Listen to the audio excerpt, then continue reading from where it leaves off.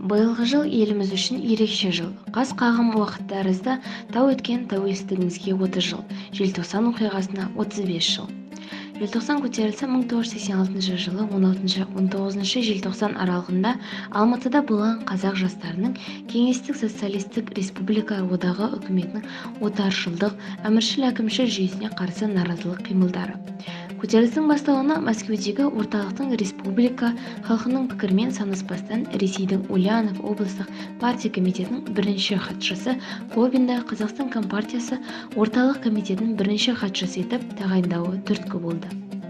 17 желтоқсан күні таңертеңгі сағат 8-де қаладағы Брежнев атындағы алаңға саяси тәуелсіздікті талап еткен ұрандармен алғашында 300-дей адам жиналып, кешкісін көтерілісшілер саны 20 мыңға жетті. Бірақ көтерілісшілердің қойған талап-тілектері аяқ асты етіліп, бұзақыларды күшпен тарату мақсатында алаңға құқық қорғау органдарының қызметкерлері мен арнайы әскери күштер тобы жеткізілді. КСРО Ішкі істер министрлігінің номері 0385 бұйрығы негізінде дайындалған құйын 86 операциясы бойынша көтеріліс қатыгездікпен басылып шаншылды. 18 желтоқсан күні алаңға қайта жиналмақ болған көтерілісшілерге қарсы әскер күші қолданылды.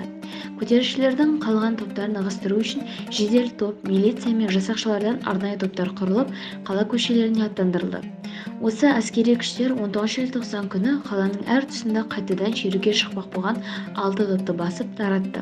Алаңдағы көтерілісшілер таратылған соң ішкі істер бөлімдеріне 2401 адам жеткізілген. Желтоқсан құрбандарының қатарында Сыпатаев, Мұхамеджанова, Молданазарова, Рысқұлбеков, Абдықұлов, Асанова сынды ержүрек қазақ жастары бар. Желтоқсанның 19-20 аралығында халықтың наразылық шерулері мен митингілері Қазақстан Жезқазған, Талдықорған, Көкшетау, Қарағанды, Арқалық, Павлодар, Жамбыл, Талғар, Сарқан, тағы басқа қалалар мен Сарыөзек, Шамалған, Шелек елді мекендеріне жалғасты. Желтоқсан көтерілісіне Кеңестер одағы Коммунистік партиясының орталық комитетінің қаулысымен қазақ ұлтшылдығының көрінісі деген баға беріліп, көтеріліске қатысқан азаматтар қуғын-сүргінге ұшырады. Тоталитарлық, отаршыл саясатқа қарсы қазақ жастарының үлкен оқиға болды. Осы күнге байланысты зағип және нашар көретін азаматтарға арналған республикалық кітапхана желтоқсан тәуелсіздік жаңғырығы атты кітап көрмесін ұйымдастырды. Көрмеге келесідей кітаптар ұсынылды.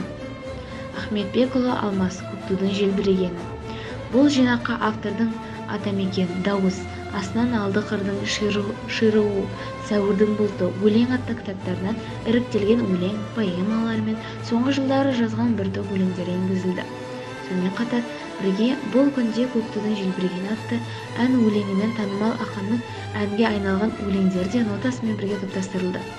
Ақын өлеңдерінде рухани бостандық, адамдық, өмірге деген сенім, мемлекетке деген құштарлық, биік рух, асқақ шабытпен бейнелі өлеңдермен өрнектеледі. Автордың сөзтануаты кітабынан поэзия, өлең өнері туралы пайымдаулары кітап соңына арнайы кіргізілді.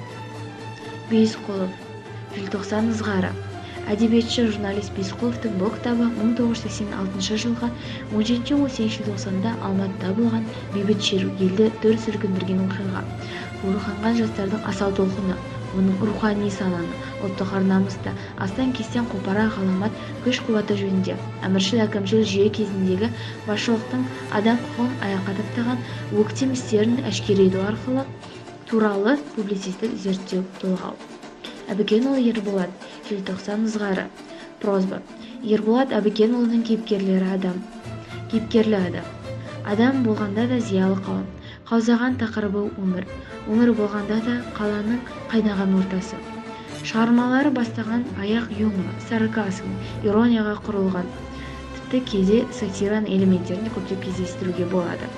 Удай ашық, көркем де өткір тіл, дәлдікке қойылған сөйлем, лиризм мен сатираның, психология мен натурализмнің ұштасуы бейне жаңалық іспетті. Ерболаттың кез келген әңгімесін қолға алып, аяғына дейін оқымақ мүмкін емес.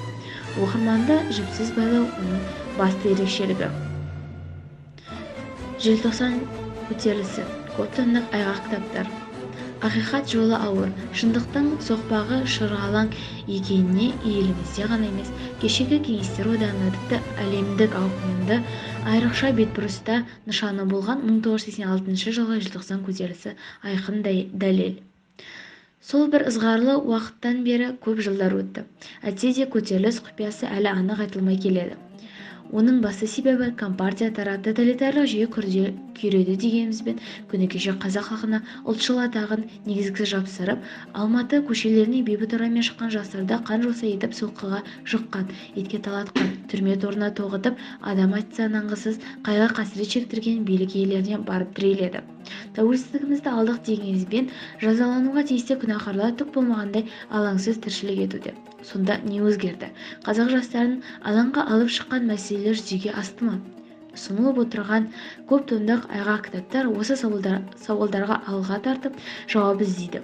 Оның бірінші томында Алматы қаласында 1986 жылғы желтоқсанда болған оқиғаларға байланысты жағдайларға түпкілікті баға беру жөніндегі мемлекеттік комиссия материалдары мен бүкілодақтық және республикалық мерзімдік басылымдарда жарияланған мақалалар мен сұхбаттар топтастырылған. Алматы 1986 желтоқсан.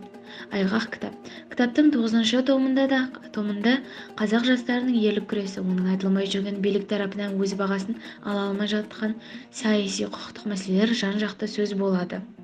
Есімдері елге белгілі тарихшы ғалымдар, қоғам, мемлекет қайраткерлері, желтоқсан зерттеуші қаламгер ұмытыла қоймаған және есте шығуы мүмкін емес қасіретті әңгімелерінен әр қырынан қозғайды.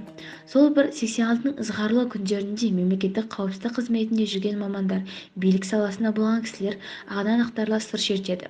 Желтоқсан қаһармандары естеліктерін айту арқылы қазақ халқының тарихынан мәңгілік орын алатын ұлы ерлікті дәріптейді.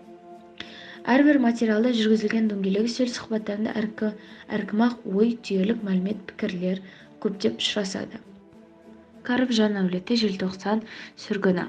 Бұл кітапта 1986 жылы желтоқсан көтерілісіне қатысып зардап шегіп, қуғын-сүргін көрген бір топ ардагерлеріміздің бастан кешкен оқиғалары баяндалады. Кітап авторы ақын Қазақстан Жастар одағы сыйлығының иегері Кәріпжан әулеті де сол көтеріліске қатысып, Қазақстанның ортақ тілі қазақ тілін болуын талап еткені үшін оқудан комсомол қатарынан қуылып, тергеуге ілінген. Қазаққа тәуелсіздік оңайлықпен келген жоқ. Біз оған ызғарлы желтоқсанында империя бодандығына қарсы бұлқыған намысшыл жастардың арқасында қол жеткіздік. Қазақтың еркіндігі мен бостандығы жолында бастарын бәйгеге тіккен қанды желтоқсан оқиғасының қатысушыларының ерліктері уақыт өткен сайын жадымызда жаңғыратын болады. Олардың сол қаһарлы күндердегі қайсар ерліктері бүгінгі жастар үшін үлгі-өнеге.